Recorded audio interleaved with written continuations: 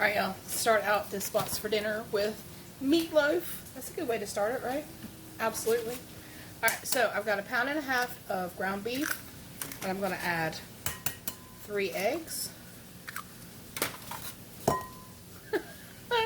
I do recommend breaking them first. Yeah, that happened. Alright, I'm going to wash my hands. Alright, so I'm going to add about 2 cups of breadcrumbs because I'm really trying to stretch it. Because I'm trying to stretch it. Sorry about the shadows. It is pouring down rain. I'm going to add a little bit of Dijon mustard. About a tablespoon or so. And then some Montreal steak seasoning. Can't go wrong with that. Maybe 2 tablespoons if you'd like.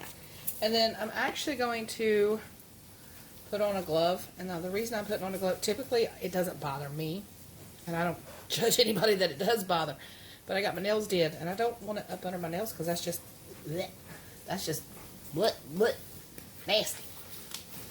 So I'm going to add just a little bit of milk here. I will have the measurements down below. So I'm going to add a little bit of milk, and then I'm going to go ahead and just mix it up.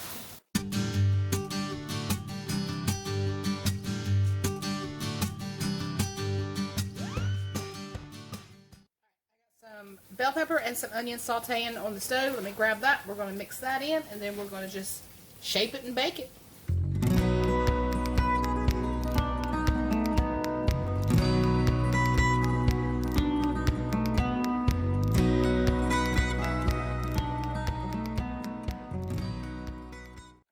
So we're just going to shape it up. Now, first, what I'm going to do right first thing is I'm going to actually cut it in half right down the center. And there's the reason. I'm going to add some cheddar cheese right down the middle. I'm trying my best to keep it right in the middle, but we're really cooking here. Sometimes things happen. So as little or as much as you want. I'm actually going to add just a little bit more right down that center. And then bring up the sides like so, and start kind of pasting it together.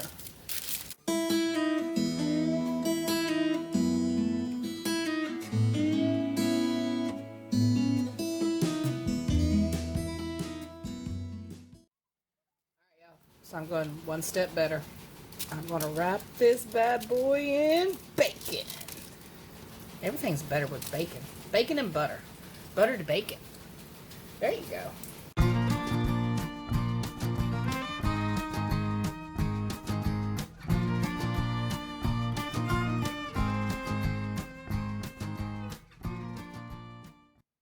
the oven, 350 degrees for about 1 hour and 15 minutes. Delish.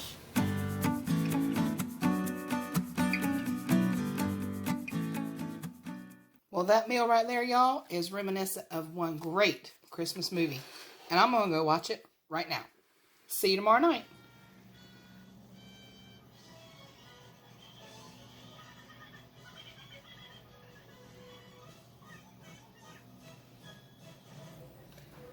Alright, y'all, this isn't something I would typically share because this is so simple and everything's frozen. But it's been a while since I've had fish and chips. And I know this is not authentic fish and chips. I understand that. It's just my quick weeknight version of fish and chips. But I wanted to show it to you. Show you how I kind of dress up the plate when I get done. Just a quick, inspiration. This is an inspiration. In case you just want something quick and you're like, okay, oh, I haven't had that in a while. That's kind of how this is rolling. I'm gonna put this in the oven. I tickle myself. We've got a couple of them and a couple of them because I must have caught them on sale. This is usually what I eat. I love cod. I love cod, and that's what that is. And I just want to show you. I'm just sharing. I think typically fish and chips is served with tartar. I don't know. But I'm not typical. I like tartar sauce. But honestly, I just threw away a bottle of tartar sauce. And honestly, I could make me some, but I really like the malt vinegar. I love malt vinegar. This is actually more for my fries than anything. A little bit, I made a mess. A little bit of cocktail sauce. A little bit of the malt for the quote-unquote chips. And it'll be ready in just a second. I could take the cap off it. I'll just wait. All right, y'all, here we go. Real life happening. Just sharing. Wash machine going in the background. I think Kim Wadsworth's back there. I think you can hear her too. And this is dinner because I'm tired. It was easy. And it tastes good. See you tomorrow night. Alright, y'all, since I'm cooking these green beans from fresh and not canned, I wanted to add a little extra flavor. So I'm adding some onion. I don't typically do that. And I'm going to cook them in chicken broth. So I'm going to put the whole container of chicken broth in there with it. You want it to kind of cover the top of the green beans, and if it doesn't, I'll just top it off with a little bit of water.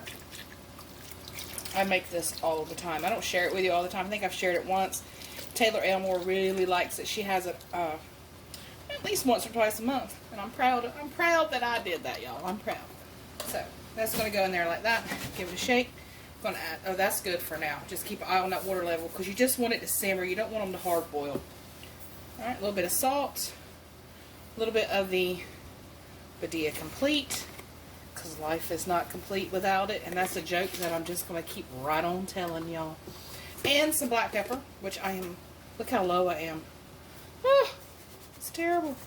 It's terrible. All right, black pepper in. All right, I'm going to let this come up to a simmer. Just stir it around, let it come up to a simmer. I'm going to cut my sausage up.